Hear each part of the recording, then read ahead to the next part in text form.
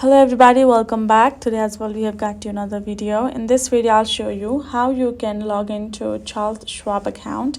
But before that, please do make sure to like our video, subscribe our channel, and yes, without any further delay, let's get started. So for that, simply go ahead, open up your particular app right over here. And now you're going to go to the section of enter login ID.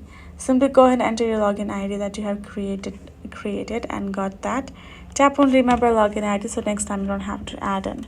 Tap on continue given at the bottom and you will be able to get signed in and get logged in right away.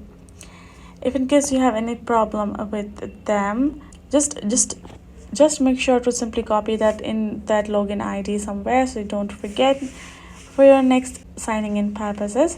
And there we go. So that's all it takes for you to simply sign in to Charles Schwab account on your phone device. So that is how you can do it. Hope this video was helpful to you all. Thank you so much for watching, and yes, I'll see you guys in our next video.